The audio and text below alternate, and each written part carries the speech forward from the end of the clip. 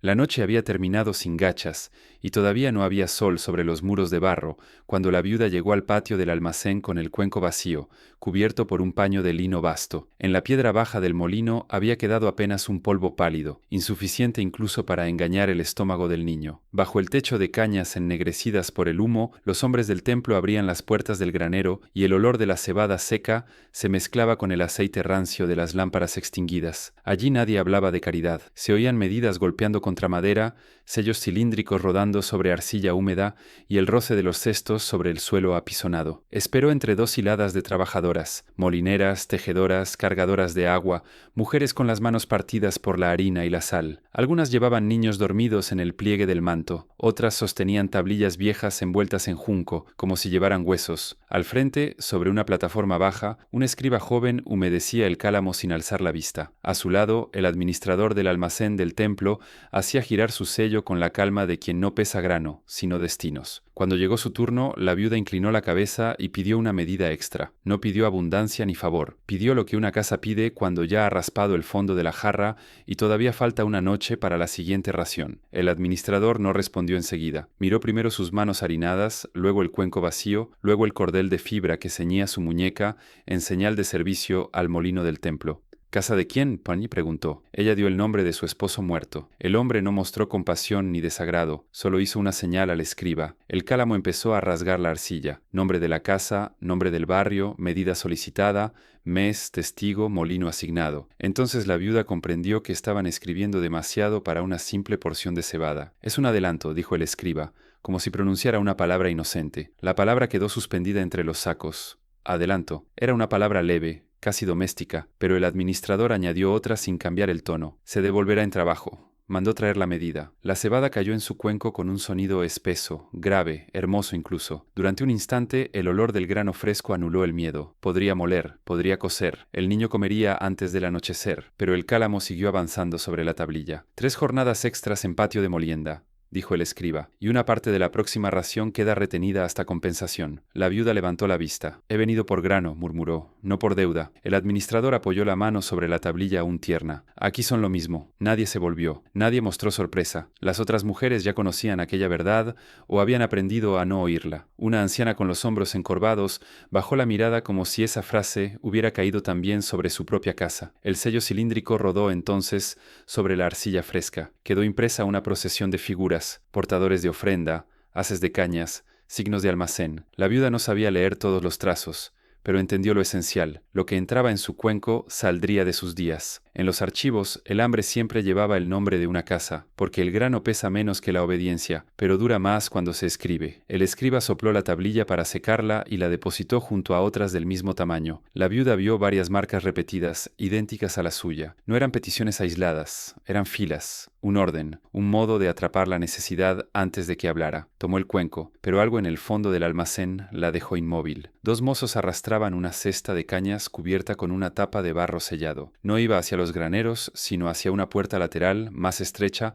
custodiada por un guardián viejo. La cesta era pesada. Al inclinarse, uno de los mozos dejó al descubierto una inscripción sobre el sello exterior. La viuda solo alcanzó a distinguir 2 signos conocidos, porque los había oído en boca de las molineras cuando se quejaban de raciones menguadas, cuentas corregidas. Sintió un frío impropio del calor que ya empezaba a subir del patio. Aquello no sonaba a alimento ni a entrega, sino a una mano metida dentro de las cuentas después de cerrarlas. ¿Qué corrigen?, preguntó, sin querer hacerlo en voz alta. El escriba joven alzó los ojos por primera vez. Fue apenas un instante, pero bastó. En esa mirada no había dureza, había cansancio. Y algo peor, reconocimiento, como si supiera que la pregunta era justa y precisamente por eso peligrosa. El administrador oyó la voz, giró despacio y siguió la dirección de sus ojos hasta la cesta detenida ante la puerta lateral. Luego volvió a mirarla. Eso no concierne a quienes reciben adelantos, dijo. Hizo una señal seca con 2 dedos. El guardián abrió la puerta del archivo interior. Los mozos alzaron la cesta para entrar, y antes de que la tapa de barro volviera a asentarse, la viuda vio asomar el borde de una tablilla con el signo de su barrio y la primera cuña del nombre de su casa. Bastó ese instante. Bajo la tapa mal sellada, la viuda alcanzó a reconocer el signo de su barrio, el de la casa y la primera cuña del nombre con que el molino llamaba su ración. Dio un paso hacia la puerta interior. El guardián la cerró con la cadera antes de que pudiera ver más. La cesta desapareció en la penumbra del archivo. El administrador extendió la mano, no para detenerla con violencia, sino con algo más frío. Costumbre, llévate el grano mientras todavía es tuyo, dijo. Aquella frase la siguió por el patio como un perro. Volvió al molino con el cuenco cubierto y la espalda rígida. El patio de molienda ya estaba despierto, piedras girando, cestas de grano volcadas, polvo dorado pegándose al sudor de los brazos. Las mujeres recibían sus medidas de trabajo y sus porciones del día bajo la mirada de una contadora sentada en un banco de adobe. La viuda dejó el adelanto junto a su piedra y esperó la ración ordinaria. La contadora tomó una tablilla pequeña, recorrió con el dedo una hilera de signos y sirvió menos de lo acostumbrado. Falta una parte, dijo la viuda. Retenida, respondió la mujer. Aún no he cumplido las jornadas extras. La contadora se encogió de hombros. Está corregido. No hubo más explicación. La medida ya había caído en el cuenco de la siguiente trabajadora. La viuda miró alrededor. En dos piedras cercanas, otras mujeres pesaban sus raciones con la vista, no con las manos. Una de ellas, de mejillas hundidas y muñecas secas, soltó una risa sin alegría. Hoy nos corrigieron a varias, murmuró sin dejar de moler. Ayer fue aceite. Antes fue cebada. Después dirán que pedimos adelanto porque somos descuidadas. Otra alzó el trozo de lino donde guardaba su porción. Siempre falta poco, nunca falta mucho. Así vuelves, así firmas, así creen que no lo ves. La viuda apoyó las manos en la piedra y empezó a girarla. El grano crujió bajo la muela con una paciencia cruel. Cada vuelta levantaba una nube fina que se pegaba a las pestañas y a la lengua. Comprendió entonces que corregir no era enderezar una cuenta, sino torcerla un poco más, quitar un puñado hoy para obligar una visita mañana, llamar escasez a lo que había sido escrito de antemano. En el templo, la necesidad no esperaba afuera, la preparaban dentro. A media mañana pasó la anciana que recogía harina para las cocinas del recinto, la misma que llevaba años cruzando entre cestos, patios y tablillas. Caminaba encorvada, pero sus ojos seguían siendo precisos. Leían el ánimo de las mujeres con la misma facilidad con que los contadores leían marcas sobre barro. Se detuvo junto a la piedra de la viuda y miró el cuenco. «Te la han bajado», dijo. No era pregunta. La viuda asintió y, sin saber por qué, le habló de la cesta sellada, de la puerta lateral, del nombre de su casa apareciendo donde no debía estar. La anciana no mostró sorpresa, solo dejó el saco en el suelo y se limpió las manos en el borde del manto. «Ven al anochecer», susurró, «cuando apaguen la lámpara del corredor de los registros viejos». La viuda siguió moliendo, pero desde entonces el día se volvió más lento que la piedra. Cada sonido pareció marcado por la espera. El golpe de los sedazos, la tos seca de una tejedora, la voz de la contadora anunciando medidas reducidas como si recitara el clima. Cuando por fin cayó la tarde y las sombras llenaron los rincones del patio, escondió un puñado de harina para el niño, dejó el resto en la cocina y volvió hacia el costado del archivo. La anciana la esperaba junto a una pared de ladrillo crudo donde crecían juncos en una canaleta de desagüe. No cruzaron la puerta principal. Entraron por un paso estrecho entre almacén y taller textil, un lugar donde el barro siempre olía a humedad y a fibras podridas. Allí, en una estancia baja llena de estantes, se guardaban tablillas viejas, quebradas, partidas, algunas envueltas en paja. No eran las cuentas del día, eran las que ya nadie mencionaba en voz alta, pero nadie destruía. «Aquí no traen lo cerrado», dijo la anciana. «Aquí traen lo que conviene olvidar sin soltarlo del todo». Buscó un momento entre los montones, moviendo piezas como quien reconoce rostros. La viuda oía afuera los últimos pasos del recinto y, más lejos, el murmullo de los corrales. Entonces la anciana extrajo una tablilla delgada, reseca en los bordes. La sostuvo cerca de una rendija por donde entraba la luz moribunda. «Mira». La viuda se acercó. No podía leer todos los signos, pero sí los nombres. Primero reconoció el de su casa, después debajo el del hombre que había muerto 2 inundaciones atrás.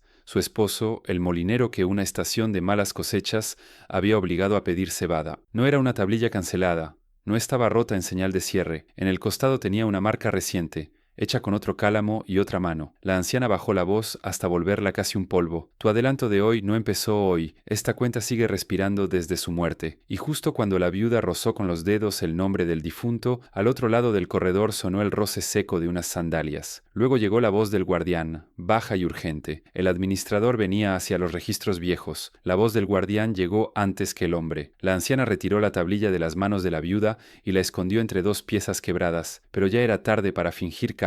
Las sandalias del administrador avanzaban por el corredor con una regularidad sin apuro, como si supiera que el miedo prepara mejor una estancia que cualquier criado. La viuda permaneció junto al estante, con los dedos aún cubiertos por el polvo seco de la arcilla vieja. El nombre de su esposo seguía ardiéndole en la yema de los dedos. Allí dentro no estaba muerto, seguía atado a una cuenta, y la cuenta seguía tirando de los vivos. El administrador cruzó el umbral acompañado por el escriba joven, que cargaba una lámpara pequeña de aceite. La llama levantó de inmediato inmediato las sombras de los estantes y volvió visibles centenares de bordes de barro, todos iguales, todos silenciosos, todos capaces de decidir una vida sin necesidad de levantar la voz. El hombre miró primero a la anciana, luego a la viuda, después al hueco entre las tablillas donde la mano apresurada había dejado un orden demasiado reciente. «Este cuarto no distribuye harina», dijo. «No sé por qué hay molineras aquí al caer la tarde». La anciana agachó la cabeza. Buscaba registro de una entrega vieja. «Las entregas viejas ya dieron su fruto o su carga», respondió él. La viuda sintió que aquella frase no era una observación, era una advertencia. El administrador se acercó al estante, pasó los dedos por los bordes de las tablillas y extrajo, sin vacilar, la misma que la anciana había intentado ocultar. La sostuvo a la luz. Allí estaba otra vez el nombre de su esposo, el suyo debajo, y, más abajo, un signo añadido en fecha posterior, una marca breve, estrecha, implacable, casa continuada. «No debía ver eso», dijo el escriba casi en un susurro. El administrador no lo miró. Le entregó la tablilla como se entrega una herramienta. «Léela». El joven dudó un instante. Luego obedeció con esa obediencia cansada de quien ya conoce el peso de cada palabra antes de pronunciarla. Cebada en adelanto, 1 medida y media durante la estación de agua baja. Devolución en trabajo de molino, transporte de sacos y reparación de patio. Saldo pendiente por interrupción de servicio. Cayó un momento. Por muerte del titular. Transferido a la casa. Custodia de cuenta asignada a viuda. Revisión de raciones para compensación futura. La viuda no comprendió de inmediato la frase completa. Comprendió sus golpes. Muerte del titular.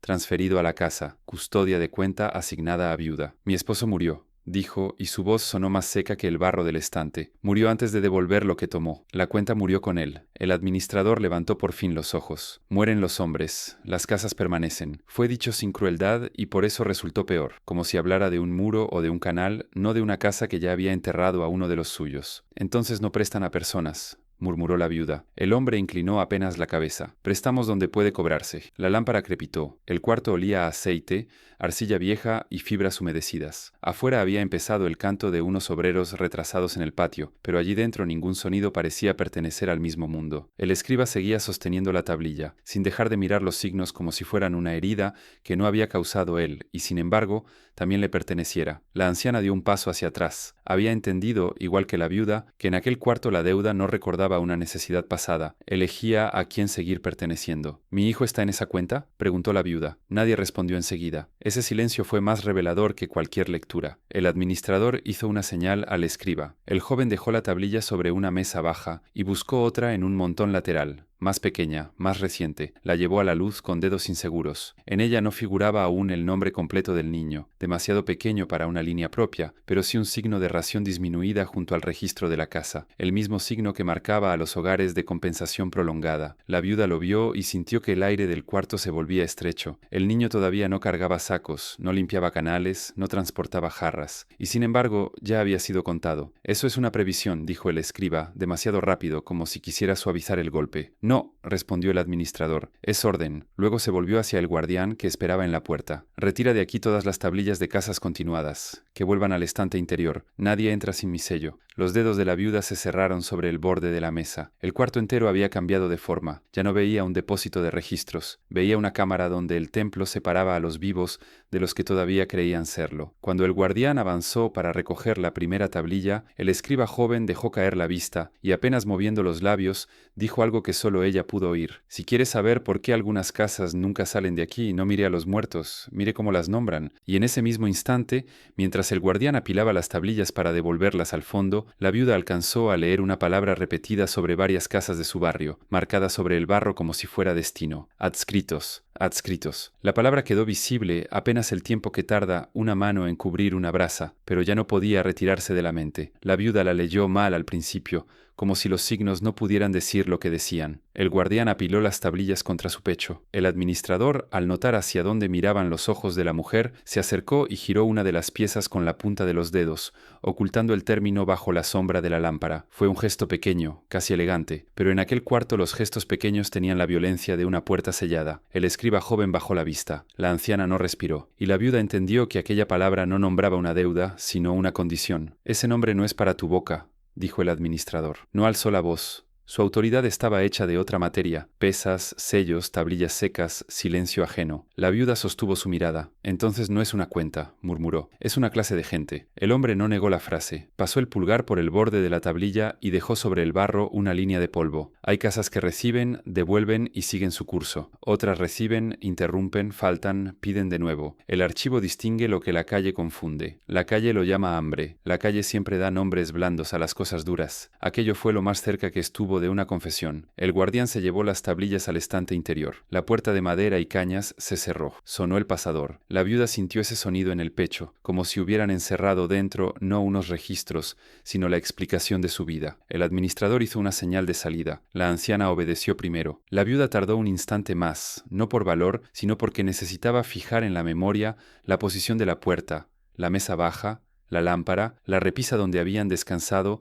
las casas continuadas. Al salir al corredor, el aire de la tarde ya se había vuelto más fresco. Desde el patio llegaba olor a aceite calentado y a cebada húmeda. En otra hora, aquel olor habría significado comida. Ahora solo significaba cálculo. Caminaron en silencio hasta la zona donde las tejedoras guardaban lino y usos. La anciana se desvió sin hablar. No quería seguir cerca de ella, no por desprecio, sino por prudencia. En el templo, la prudencia consistía en parecer ciega antes de que alguien te lo ordenara. El escriba joven, en cambio, apareció unos pasos detrás con una cesta pequeña de tablillas de ración. Fingía transportarlas al almacén menor, pero sus ojos se clavaron un instante en la viuda. «No vuelvas al cuarto viejo», dijo mientras pasaba de largo. «Vigilan más cuando una palabra sale de su sitio». Ella lo siguió a distancia por el patio de los hornos apagados, entre montones de juncos secos y paredes de adobe aún calientes por el día. El escriba no se detuvo hasta llegar a un rincón donde colgaban sacos vacíos y nadie podía verlos desde la plataforma principal. Allí dejó la cesta en el suelo. «¿Qué significa?»,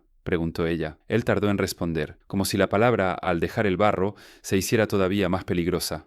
«Significa que el archivo ya no espera de una casa el mismo trato que de las otras». «Habla claro». El joven tragó saliva. «Hay casas que el archivo aprieta y luego suelta. Entregan grano, trabajo, aceite, tela. Pueden retrasarse una estación y volver a ponerse en pie. Y hay casas adscritas. Esas ya no se leen como cuentas pasajeras. Se leen como reserva». La viuda frunció el ceño. «¿Reserva de qué?». El escriba levantó una tablilla de la cesta. En ella había líneas de nombres, medidas, marcas de molino, taller, cocina y canal. De manos. La palabra quedó suspendida entre ambos como una cuerda mojada. «Cuando una casa entra en esa clase», continuó, «sus raciones se ajustan distinto, sus jornadas se distribuyen distinto, sus hijos son anotados antes, sus márgenes de linde se revisan con más atención. No es castigo por una deuda, es ubicación dentro del orden». «Eso no es orden», dijo ella, «es encierro. Aquí llaman orden a todo lo que no necesita cadenas visibles». La viuda miró el patio. Mujeres cargando harina, muchachos transportando jarras de aceite, obreros regresando del canal con barro seco hasta las rodillas. La viuda miró el patio y ya no vio oficios distintos, sino distintos grados de una misma sujeción. Unos todavía negociaban con el templo, otros ya circulaban dentro de él. ¿Y quién decide cuándo una casa cae ahí? El escriba no respondió con palabras. Se agachó, movió 2 tablillas de la cesta y extrajo una más plana, sellada en un borde con una marca roja de almacén. La sostuvo apenas un momento, lo suficiente para que ella viera varias columnas de nombres. Junto a algunos, una marca breve. Junto a otros, 2. En la parte superior, escrita con mano firme, una línea de encabezado. Casas reclasificadas tras sequía y adelanto. La viuda sintió que las rodillas querían aflojarse. «Eso prueba que lo hacen a propósito. Prueba algo peor», dijo él, «que lo hacen por serie». Pasos al otro extremo del patio.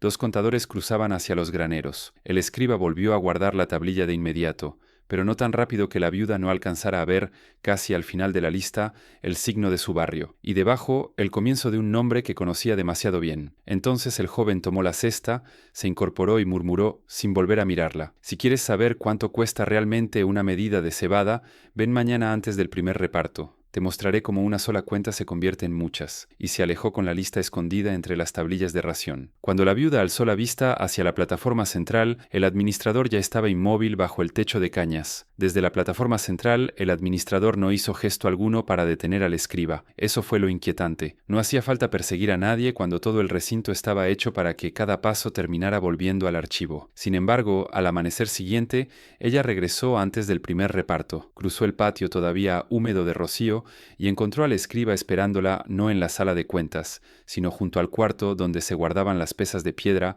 las cuerdas de medir y las palas de madera usadas en el granero. Había elegido un lugar donde el precio del grano podía tocarse con la mano. «Rápido», dijo él, sin saludo, antes de que abran la fila. Llevaba 3 tablillas pequeñas envueltas en un trozo de lino y una tablilla mayor sin coser del todo, aún frágil en los bordes. Las colocó sobre una mesa baja de adobe. A un lado había una pesa de diorita y al otro una jarra vacía marcada con la medida oficial del templo. Todo parecía dispuesto para enseñar una lección que no debía pronunciarse en voz alta. «Mira esta primero», señaló la tablilla más antigua. La viuda reconoció de inmediato la estructura: nombre de casa, cantidad de cebada entregada, sello de almacén. Nada en ella parecía extraordinario, salvo la palabra que ya había aprendido a temer: adelanto. «Una medida», dijo el escriba. «Eso es lo que parece». Tomó luego la segunda tablilla. «Aquí la misma casa recibe asignación de trabajo adicional para devolverla. Eso ya lo sé. No lo sabes entero». Deslizó la tercera pieza. Era más reciente y estaba llena de anotaciones laterales,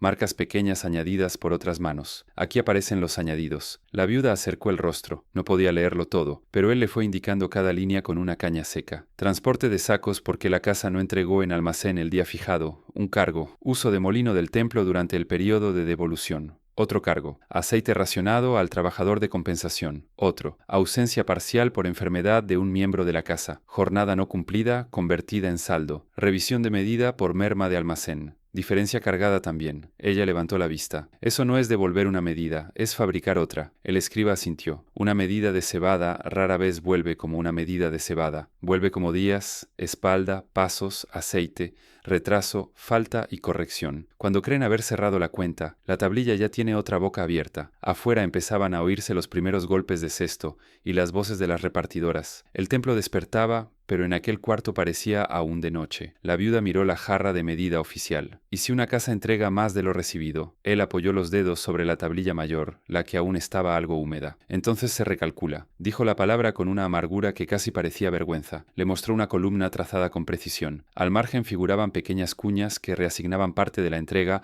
a otras obligaciones: ración pendiente, servicio atrasado, pérdida de jornada, aceite suplementario, deterioro de saco, faltante en traslado. «Nunca devuelven primero el principal», murmuró la viuda. «Devuelven sombras. Devuelven lo que el archivo decide que debe haber estado allí desde el principio». Por un momento ambos guardaron silencio. Desde el patio llegó el balido de una cabra y el arrastre de una pala sobre grano seco. La vida seguía, pero en aquel cuarto cada jarra, cada pesa y cada tablilla parecían piezas de una misma mano. El grano no alimentaba primero numeraba. El escriba desenrolló entonces el lino restante y sacó una tablilla distinta a las otras, más alargada, con los bordes endurecidos por haber pasado ya por varias manos. No era una cuenta de raciones, era un registro del linde. La viuda reconoció signos de parcelas, canales menores, límites entre campos. «¿Por qué me enseñas tierra?», preguntó. «Porque esto también nace de una medida de cebada». Le señaló una línea central, donde figuraba la deuda de una casa junto a una anotación posterior: corrección del linde por saldo no cubierto. «La familia no pudo completar la compensación», dijo. «El almacén trasladó la diferencia al supervisor de campos. El supervisor no tomó cebada, tomó borde». La viuda sintió una punzada seca en la nuca. Les quitaron tierra, un borde primero, después otro. Cuando la parcela ya no basta para sostener una estación, la casa vuelve al templo por grano, y cuando vuelve, vuelve con menos para ofrecer. Ahora lo veía con una claridad peor que la ignorancia. El adelanto no resolvía la escasez, la enseñaba a volver. Del granero pasaba al campo, del campo al canal, del canal al hijo. «No gestionan cebada», dijo ella apenas respirando. «Gestionan lo que una casa pierde para seguir comiendo». El escriba no respondió, solo le dio la tablilla del linde para que sintiera su peso. La arcilla estaba fría. En la parte inferior había un nombre. La viuda no lo conocía. Debajo, una marca de barrio sí conocida, el suyo. Y al lado, otra tablilla parcialmente cubierta por el lino mostraba un croquis de parcelas contiguas. Una línea recién corregida avanzaba justo hacia los campos,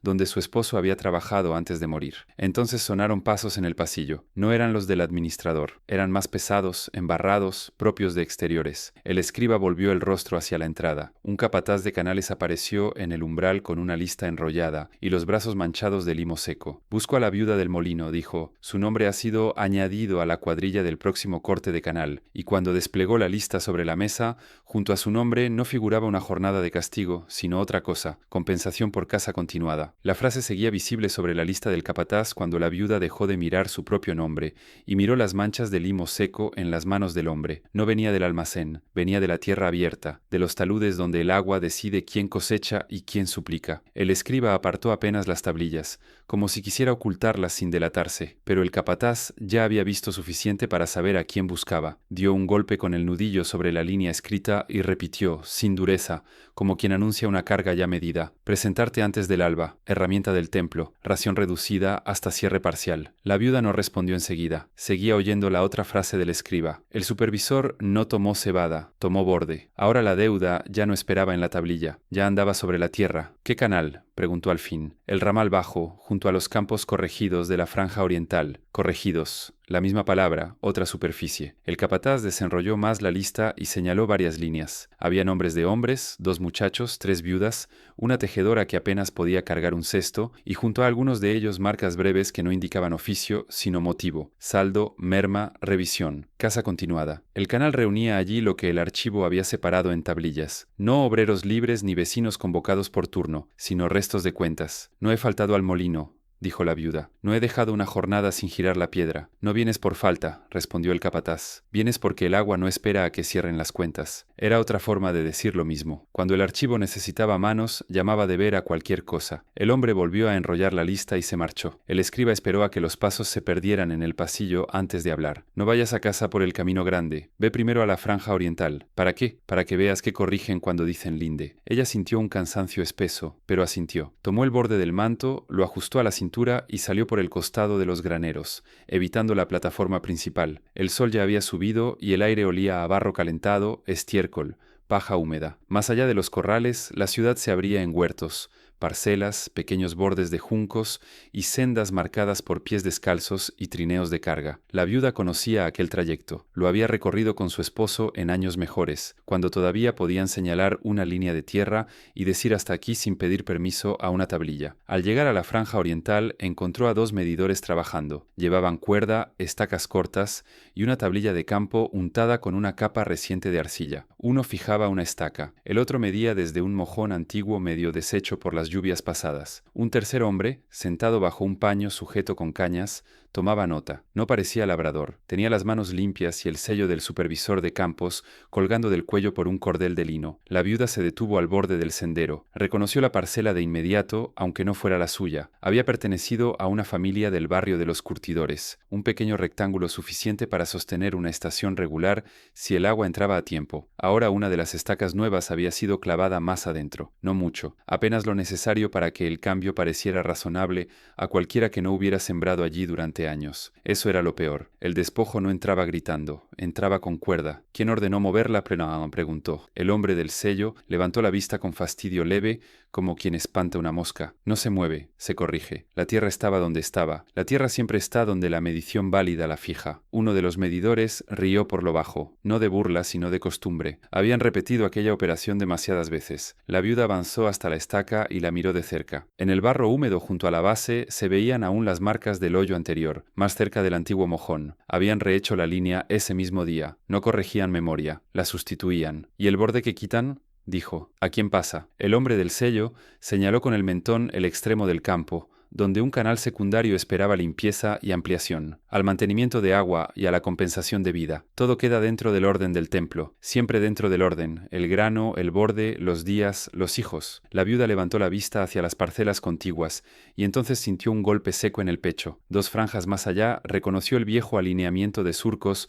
donde su esposo había trabajado antes de morir. No era su campo, nunca habían podido llamarlo suyo del todo, pero su casa conservaba el uso de una porción pequeña en temporadas favorables. Ahora había una cuerda tendida atravesando el extremo, como si alguien hubiera venido a preparar otra revisión. Se acercó un poco más. Sobre una cesta de junco, junto a la tablilla del supervisor, había varias fichas de arcilla con nombres de casas pendientes de medición. En una de ellas distinguió el signo de su barrio. En otra, con el barro aún fresco, el nombre de su esposo muerto abreviado del mismo modo que aparecía en los registros viejos. Entonces lo vio sin necesidad de que nadie se lo explicara. La misma mano que retenía la ración era la que ahora medía la tierra. El hambre no terminaba en el estómago, terminaba en el mapa. Oyó pasos detrás. Creyó que sería un medidor, pero era una muchacha del barrio, sin aliento, con polvo en las piernas y los ojos abiertos de miedo. «Te buscan en tu casa», dijo. Han dejado una marca en la puerta para inspección de parcela antes del amanecer, y añadió, tu hijo estaba dentro cuando la pusieron. La viuda no respondió a la muchacha. Echó a correr. Atravesó la franja de campos con el barro agarrándose a los tobillos y tomó el sendero más corto hacia el barrio, entre cercas de caña y patios donde ya empezaba a hervir la primera olla del día. Vio su puerta antes de llegar, una mancha de arcilla roja, fresca aún, estampada sobre el marco de barro como si no marcara una casa, sino una vasija destinada a otro dueño. La hoja de cañas estaba entornada. Dentro, el niño seguía sentado junto a la piedra de moler pequeña, inmóvil, con los ojos clavados en la marca exterior, como si hubiera entendido sin palabras que aquello no era un aviso, sino una mano puesta sobre el pecho de la casa. Entró, lo tocó, lo alzó un instante, comprobó que no lo habían golpeado. En el suelo, junto al umbral, habían dejado una ficha de arcilla con 2 líneas breves. Inspección de parcela al alba y debajo otra orden aún más inmediata. Presentación en cuadrilla de canal sin demora. Ni siquiera le dejaban elegir qué perder primero, la tierra o el cuerpo. Dejó al niño con la vecina más anciana del callejón, una mujer casi ciega que aún conservaba el oído suficiente para distinguir los pasos del templo de los pasos del hambre. Luego volvió a ceñirse el manto, tomó una pala de mango corto prestada y se dirigió hacia el ramal bajo, donde el agua del canal secundario se espesaba entre limo, juncos y bordes mal mantenidos. Ya había hombres y mujeres reunidos allí.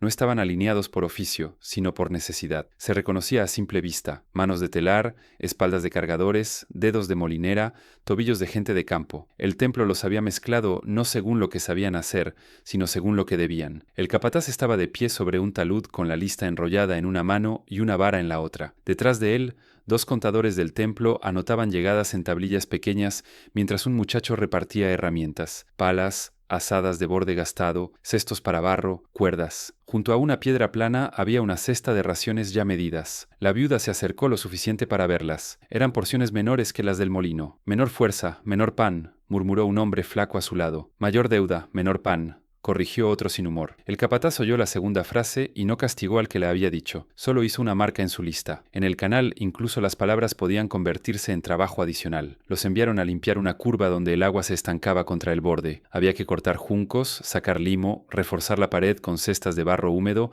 y rehacer el paso para que la corriente alimentara primero las parcelas principales. La viuda clavó la pala y sintió enseguida cómo el trabajo del canal era distinto del molino. En el molino la piedra devoraba horas. Aquí el barro devoraba piernas, espalda, respiración. Cada carga de limo parecía pesar más al salir del agua que dentro de ella. Los pies se hundían, las manos resbalaban. El sol caía entero sobre las nucas porque en el canal no había techo de cañas, solo cielo y órdenes. A media jornada llegó la primera distribución de ración: cebada gruesa, un poco de pan oscuro, agua turbia en jarras comunes. Un contador fue nombrando casas, no personas: casa de curtidor endeudado, casa de molinera continuada, casa de obrero con saldo. La viuda escuchó su propia condición pronunciada delante de todos como si fuera un oficio más. No la llamaban por lo que hacía, la llamaban por lo que debía. Allí comprendió que el canal no cobraba en secreto, cobraba a la vista de todos. No escondían a los endeudados, los hacían caminar delante de todos. Siguieron trabajando hasta que la luz empezó a inclinarse. Las parcelas altas ya recibían agua con mejor curso. Los contadores sonreían apenas al ver que el nivel subía. La viuda observó que los tramos reparados beneficiaban primero a los campos vinculados al templo y a las casas todavía solventes. Los endeudados despejaban el paso para los que todavía seguían a salvo. Hasta el agua llegaba por orden. Cerca del final del turno, un hombre de espalda ancha que había cargado más cestos que nadie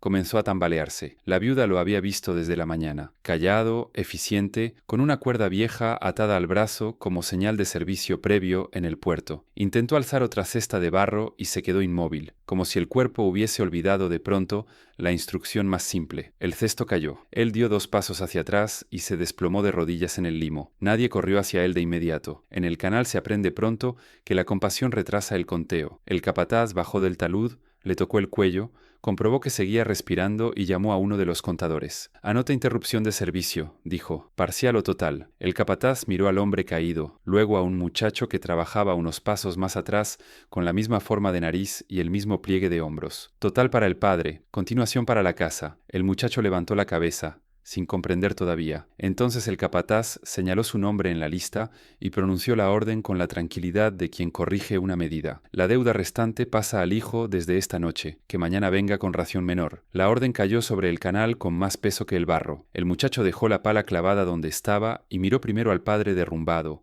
luego al contador, luego al capataz, como si esperara que alguien corrigiera la frase por error de cansancio. Nadie la corrigió. El contador humedeció el cálamo, trazó la marca nueva y repitió en voz baja lo que acababa de quedar fijado. Continuación para la casa. El padre fue arrastrado fuera del borde útil del canal y depositado junto a un montón de juncos cortados. El hijo recibió su herramienta sin ceremonia, sin duelo, sin tiempo. Antes del anochecer ya no trabajaban dos cuerpos en aquella línea de barro, sino una sola cuenta que había cambiado de espalda. La viuda siguió mirando al muchacho mientras él entraba al agua turbia con la torpeza de quien todavía no ha entendido si obedece por miedo o por costumbre ajena. Era casi un niño. Sus brazos aún no tenían la dureza completa de los cargadores, pero el templo no medía fuerza para imponer una herencia. Medía continuidad. Aquello terminaba de romper lo poco que quedaba de la palabra deuda. Ya no parecía una piedra, sino una cuerda. Cuando un cuerpo caía, no se soltaba. Buscaba el siguiente cuello. El sol comenzó a bajar, pero el trabajo no cesó. El capataz ordenó reforzar el talud recién abierto y enviar 2 cestos extra al desvío que alimentaba los campos altos. La viuda clavó la pala con movimientos ya entumecidos. Cada vez que levantaba barro, miraba de reojo al muchacho. Ahora trabajaba con una ración ya disminuida para el día siguiente, antes incluso de haber probado la primera. El hambre de mañana ya estaba escrita mientras la de hoy seguía respirando. Cuando por fin sonó la señal de cierre,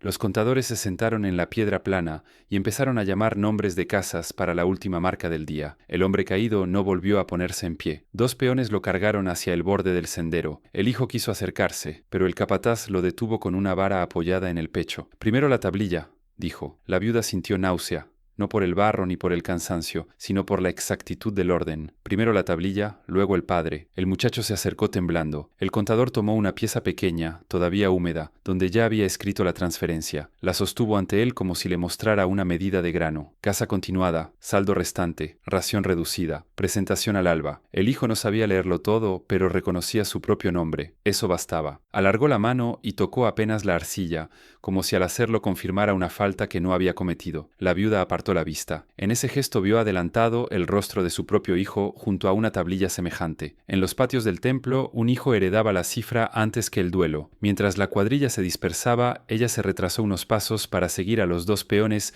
que transportaban al hombre desvanecido. Quería saber si aún vivía o quizá necesitaba comprobar algo peor, que el templo ni siquiera esperaba la muerte para transferir una carga. Cerca de un recodo del sendero, uno de los peones dejó el cuerpo en el suelo y fue a buscar agua. El otro, compadecido o distraído, se alejó un momento para orinar entre los juncos. La viuda se arrodilló junto al hombre. Respiraba apenas. Tenía los labios blanquecinos de sal seca. En el pliegue de su manto llevaba atada una pequeña ficha de arcilla, de esas que algunos obreros conservan para recordar entregas, turnos, cambios de taller. Ella la sacó con cuidado. No era una ficha de jornal. Era un fragmento quebrado de tablilla, guardado como quien esconde un testigo. Antes de que pudiera leer más que un signo de casa y una marca de ración, oyó pasos y escondió el fragmento en su propia manga. Volvió al barrio ya entrada la noche. Su hijo dormía contra la pared, agotado por el miedo. La anciana vecina le contó que, después del mediodía, habían pasado 2 hombres del templo frente a la puerta marcada, y uno de ellos había dicho que la inspección de parcela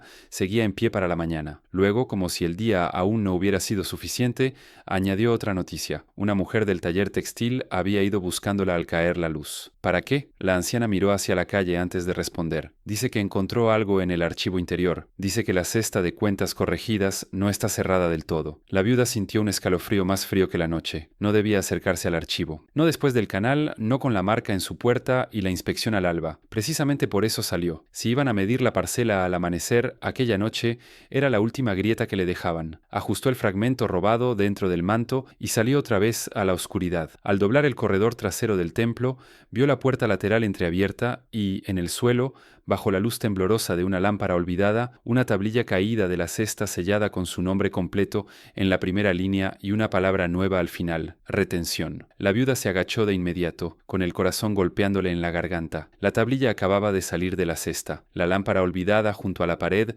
derramaba una luz escasa, amarilla, suficiente para humedecer los bordes de la arcilla y hacer legible la primera línea. Allí estaba su nombre completo, no el nombre abreviado del molino ni el de la casa sola, sino ambos, unidos como una soga bien trenzada. Debajo aparecía la medida de cebada, la reducción de ración ya aplicada y una serie de marcas laterales añadidas por otra mano. Al final, aislada como una orden que no necesitara explicación, estaba la palabra retención. La mujer del taller textil salió de la sombra del corredor interior. Llevaba en los brazos un haz de lino basto para fingir una tarea cualquiera si alguien la veía, pero sus dedos temblaban. No la levanté yo, susurró. La cesta se abrió cuando movieron otras cuentas al estante alto. La viuda alzó la tablilla y sintió que aún conservaba algo del calor de la estancia cerrada. El sello exterior de la cesta, roto por un costado, colgaba como una costra desprendida. Dentro se veía un montón de piezas atadas con cuerda de junco, unas anchas, otras finas, algunas envueltas en fibra para proteger los bordes. No eran cuentas olvidadas, eran piezas de uso continuo, apartadas como herramientas que no conviene dejar a la vista. «Vigila la puerta», dijo la viuda. La otra mujer asintió sin discutir. Sabía, igual que ella, que ya no tenía sentido fingir ignorancia. La lámpara crepitó. En alguna parte del recinto, una puerta se cerró con un golpe de madera. Quedaba poco tiempo. La viuda apartó la tapa quebrada y metió ambas manos en la cesta. Sacó una tablilla, luego otra, luego una tercera. El patrón apareció demasiado rápido para ser casual. Casa endeudada, ración ajustada, casa con saldo pendiente, reducción de aceite, casa de viuda, media medida menos por revisión, casa de cargador lesionado, cebada retenida hasta compensación. En varias piezas, una columna añadida al margen registraba la diferencia entre la ración antigua y la nueva. No era un error corregido una vez. Era una operación repetida con disciplina. Reducían primero, prestaban después, y al final llamaban deuda a la herida que ellos mismos habían abierto. En una tablilla del barrio de los curtidores encontró una nota aún más precisa. La casa había recibido la ración completa durante 3 meses. Después, sin cambio visible en trabajo entregado, la cantidad bajaba un puñado cada ciclo. 2 meses más tarde aparecía el primer adelanto. En la línea posterior, jornadas en canal. Después, revisión del INDE. La secuencia estaba limpia, casi hermosa en su regularidad. Daba asco precisamente por eso. El templo no esperaba a que una casa cayera. La empujaba con paciencia contable. La mujer del taller volvió la cabeza desde la puerta. «Date prisa». La viuda siguió revisando. Halló nombres de molineras que conocía, de una tejedora coja, de un cargador que había desaparecido de la fila meses atrás. Todos presentaban la misma curvatura de barro: reducción de ración, adelanto, compensación, revisión. Algunas tablillas llevaban además el sello pequeño del almacén interior, uno que no aparecía en las cuentas comunes del patio. Era la marca de lo no dicho en público. Entonces encontró algo distinto. No era una cuenta de una sola casa, sino una lista, una tablilla más ancha, pensada para lectura administrativa. En ella había una columna de nombres domésticos y, al lado, signos repetidos. La viuda no supo descifrarlos todos, pero reconoció uno de inmediato, el mismo que cerraba su tablilla. Retención. No aparecía una vez, aparecía decenas. A la derecha de algunos nombres se añadían notas breves: ración suficiente, no liberar lote, mantener asignación, revisar descendencia. La viuda tragó saliva. Ya no estaba mirando un registro de cobro, estaba mirando instrucciones de permanencia. La deuda ya no se comportaba como una cuenta, se comportaba como una cerca. Buscó su nombre en la lista y lo encontró casi al final de la columna central. A su lado, además del signo de retención, había una marca secundaria que no conocía. La misma aparecía junto a otras casas de viudas, cargadores heridos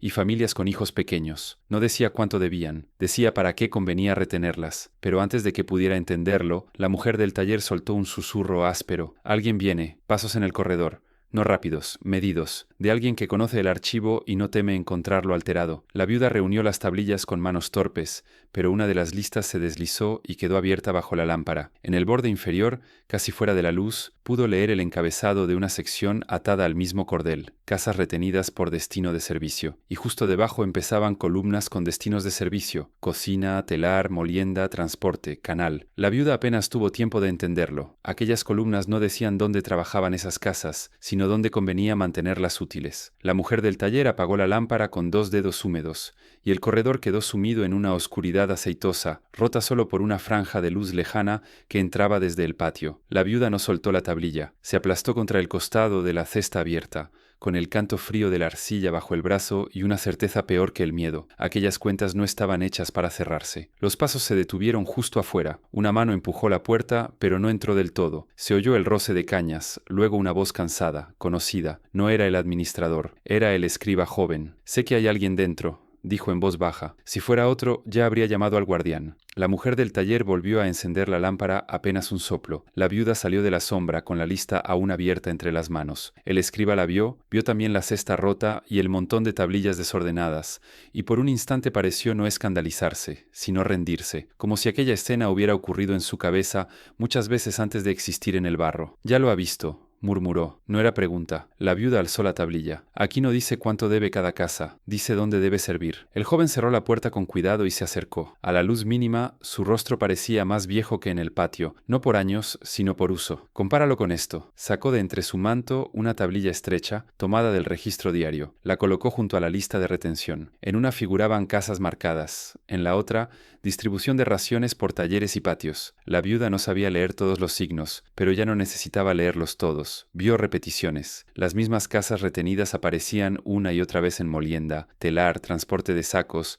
cuadrillas de canal. Nunca desaparecían del circuito, nunca subían de categoría, nunca salían del registro por haber entregado bastante. Las mueven de un sitio a otro, dijo ella, pero no las devuelven a sí mismas, porque no quieren devolverlas. La frase cayó entre los tres como una piedra en agua quieta. El escriba pasó el dedo por las líneas de ración. Mira las medidas. Las casas solventes reciben lo necesario para sostener labor y semilla. Las retenidas reciben menos, pero no demasiado menos. Solo lo justo para que no se quiebren del todo. Si una casa cae demasiado, deja de rendir. Si logra levantarse, se escapa del circuito. Lo que buscan es otra cosa. Equilibrio de hambre, dijo la mujer del taller, con un hilo de voz. El escriba asintió. Suficiente para volver mañana. Nunca suficiente para dejar de volver. La viuda sintió que el cuarto entero se estrechaba. Ya no veía tablillas, sino compuertas. El pan no se medía para sostener una casa, sino para conservarla disponible. El grano era la longitud exacta de la cuerda. Volvió a la lista de retención. Junto a varios nombres había notas adicionales. No liberar lote, mantener asignación, revisar descendencia. Se detuvo en la última. ¿Qué significa esto? El escriba tardó en contestar, que no observan solo a quienes trabajan.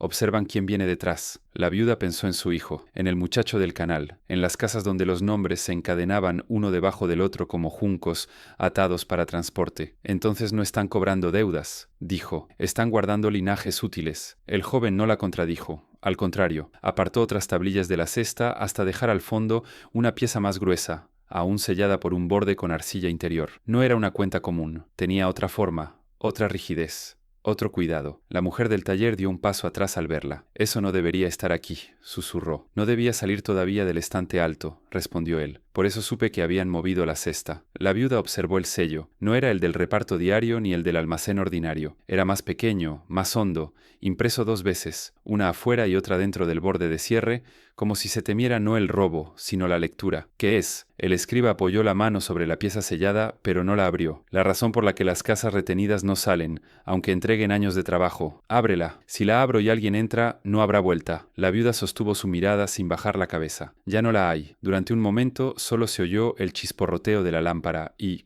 más lejos, una cadena de cubos arrastrándose en algún patio de servicio. El joven respiró hondo. Después retiró con la uña una mínima costra del borde interior. Bajo la arcilla reseca apareció una línea de signos más apretados que los de una cuenta. Leyó la primera palabra y palideció. No es una cuenta, dijo. Es una disposición. Levantó la vista hacia la viuda. Y todavía no ha sido leída en público. En ese instante sonó, desde la entrada principal del recinto, el golpe seco de un bastón de viaje contra piedra. El bastón volvió a sonar, ya más cerca, en el corredor de entrada. No era un paso de ronda, era una llegada hecha para oírse. El escriba apagó de inmediato la mitad de la llama con 2 dedos, dejando la lámpara en un resplandor bajo, y deslizó la tablilla sellada hacia el fondo de la cesta. Pero ya era tarde para fingir orden. La tapa seguía rota. Varias cuentas habían sido removidas. La viuda aún sostenía una lista de retención abierta por el borde. Desde el patio llegó el murmullo de voces contenidas, luego el arrastre de sandalias que se separaban para dejar paso. La llegada oficial ya estaba dentro del recinto. Solo faltaba saber cuánto tardaría en alcanzar el archivo. No tenemos tiempo para esconder la verdad, dijo la viuda. El escriba la miró como se mira una herida que finalmente ha tomado forma. Entonces solo queda leerla. Sacó otra vez la tablilla gruesa de debajo de las listas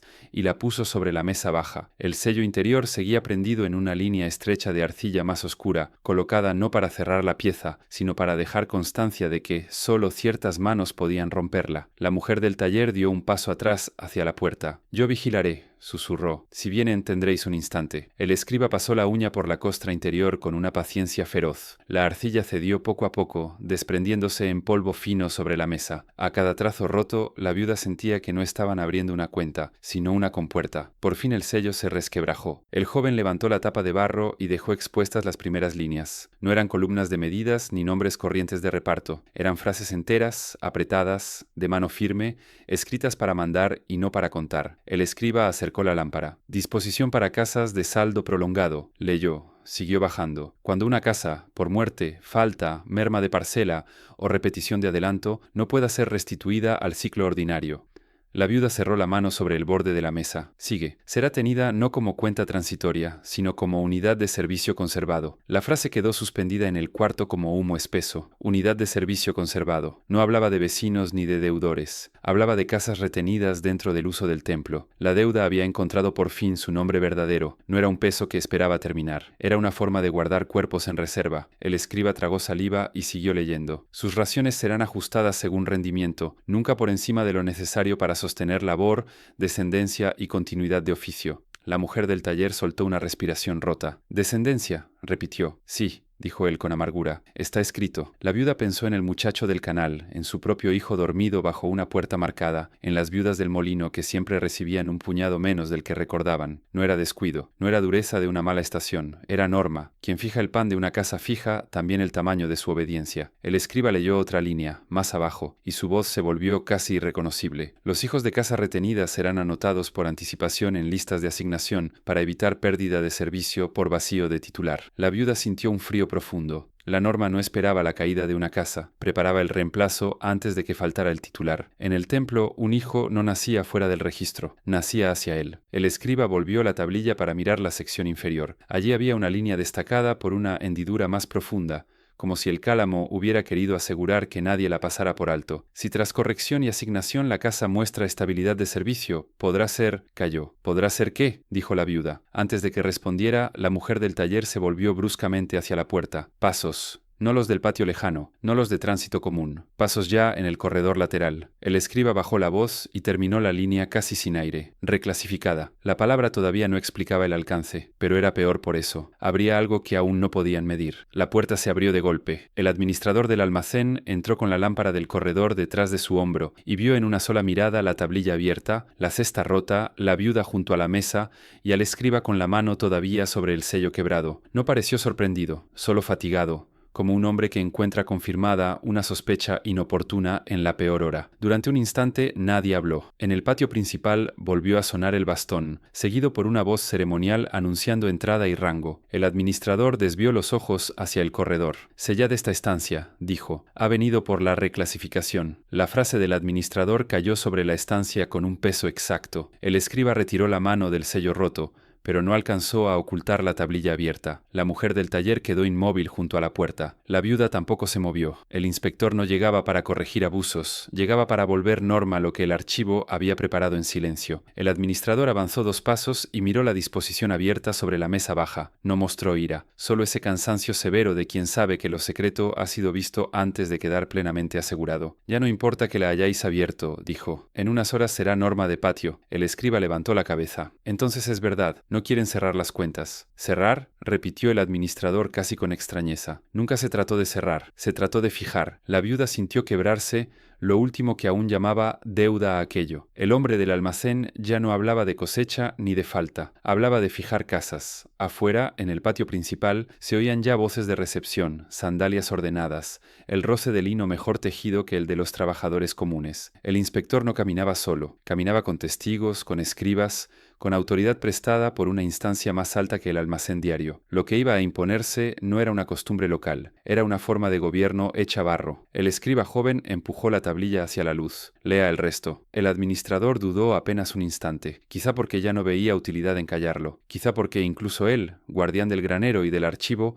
respondía también a una línea escrita por encima de su mano. Bajó la vista y leyó: «La casa que, tras corrección, retención y continuidad de servicio, muestre estabilidad bajo ración ajustada, será reclasificada como casa de adelanto permanente». La mujer del taller se llevó la mano a la boca. La viuda no entendió la frase del todo al principio, o la entendió demasiado bien y por eso el sentido tardó un momento en asentarse. Adelanto permanente, no una medida extra en estación de escasez, no una deuda temporal, no un saldo largo, permanente. El administrador continuó, ya sin ocultar nada. Desde entonces su manutención será tenida como provisión de servicio, no como préstamo, y su trabajo, descendencia y residencia quedarán adscritos a la necesidad necesidad del templo mientras dure la asignación. Mientras dure, repitió la viuda. ¿Y cuándo termina? El hombre alzó los ojos. Cuando el registro diga que termina. La respuesta no habría salida alguna. Con la reclasificación, la casa dejaba de deber cebada, debía existencia. El hambre había sido la puerta baja. La viuda pensó en la marca roja sobre su puerta, en la inspección al alba, en su hijo dormido bajo un techo que tal vez ya no era suyo. El templo no quería que ciertas casas pagaran, quería que no volvieran a vivir fuera del registro. Muéstrame el final, dijo. El administrador no se negó. Deslizó la tablilla hacia ella y señaló la sección inferior, donde una línea más reciente, impresa con otra mano, establecía la ejecución de la norma. Allí no figuraban argumentos ni medidas. Figuraban procedimientos, revisión de hogares, confirmación de parcela, transferencia de uso, asignación estable a molino, telar, cocina, transporte o canal. Y al pie, bajo un sello interior más hondo que los demás, figuraba el nombre de quien traía la autoridad para hacer efectiva la norma en Lagash, Umma y los campos disputados entre ambas. Inspector en Entarsi, verificador de casas y servicio. Desde el patio principal llegó una voz ceremonial repitiendo ese mismo nombre. La mujer del taller retrocedió hacia la sombra. El escriba cerró los ojos un instante, y la viuda comprendió lo último, lo peor. Cuando amaneciera, no irían a su puerta para reclamar lo que debía. Iban a medir cuánto de su casa podía quedarse para siempre.